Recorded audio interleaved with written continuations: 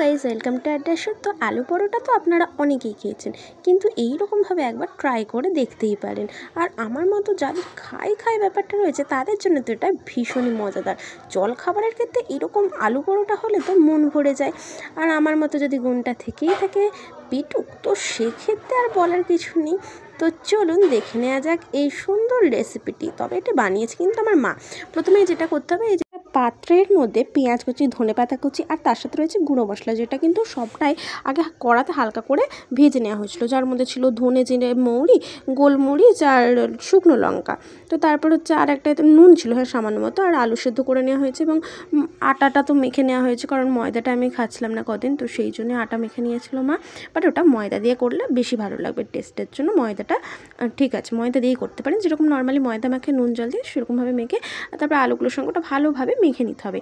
তারপর যেটা করতে হবে, এই যে লেচিগুলো কিন্তু একটু বড় বড় করে করতে হবে, কারণ লেচিটা বড় করলে তবেই পুরটা বেশি করে দেওয়া যাবে।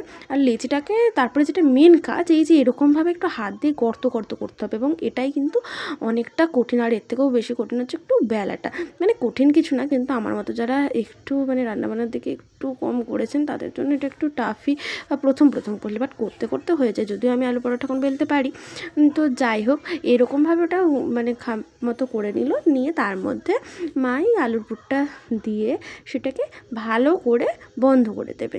তো করার ক্ষেত্রে আরেকটা জিনিস আমরা দেখতে পারবো, যে করার সময় এই যে একটু উঁচু করে রাখছে না আটার যে গোল্লাটা, ওই যে মুখের কাজটা সেখানটা কিন্তু রাখাটা খুব ইম্পর্টেন্ট, কারণ ওরকমভাবে করতে করতে যখন চেপে দেবে সেক্ষেত্রে ওটা আর ফেটে বেরিয়ে যাওয়ার কোনো সম্ভাবনা নেই। সেক্ষেত্রে যেটা করতে হবে, প্রত্যেকটা গোল্লাকে এরকমভাবে করে নিতে হবে এবং বেশ খানিকটা তেল দিয়ে এটাকে বেলতে হবে। আর তার সাথে আরেকটা লেচি অবশ্য আমি দেখাচ্ছিলাম। তো তারপরেই বেলার কাজ রয়েছে। বেলার কাজের মধ্যে তো তেল দিয়ে বললাম আমি একটু বেলে নিতে হবে। তবে হ্যাঁ, এই ক্ষেত্রে পরোটা কিন্তু খুব বেশি বড় হবে না।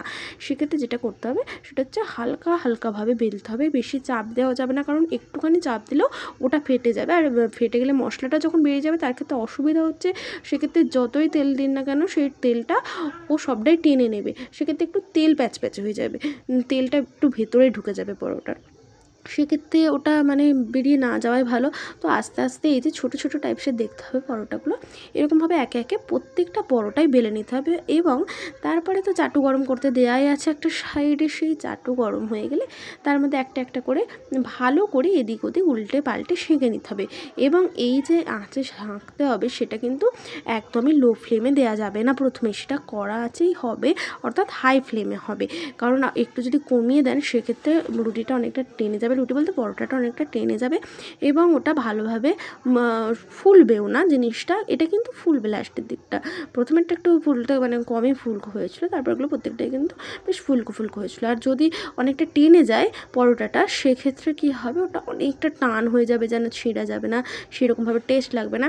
এবং ভালো করে সেঁকা হয়ে গেলে এটাকে তেল দিয়ে এপিট ওপিট অনেকক্ষণ থেকে কিন্তু ভালোভাবে ভেজে নিতে হবে।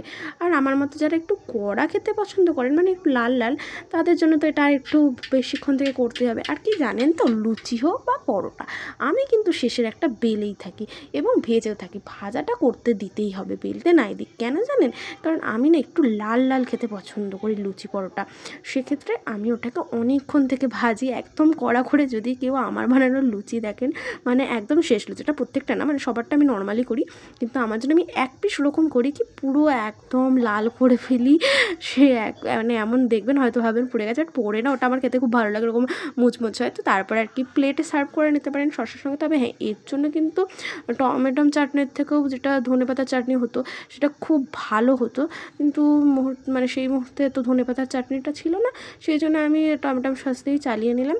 বাট তারপরে এর সঙ্গে চিলি সসটাই ভাবলাম যে বেটার, কি চিলি সসটা নিয়েছিলাম, বাট আমি যেহেতু ঝাল খেতে পারি না একদমই, তো আমাদের একটু লঙ্কাটা কমই থাকে। আর এই যে আমি ছিঁড়ে ভেতর দিকটাও দেখিয়ে দিলাম, একদম পুরটা খুব সুন্দর ছিল। তো আজকের মতো এতটাই বন্ধুরা, টাটা।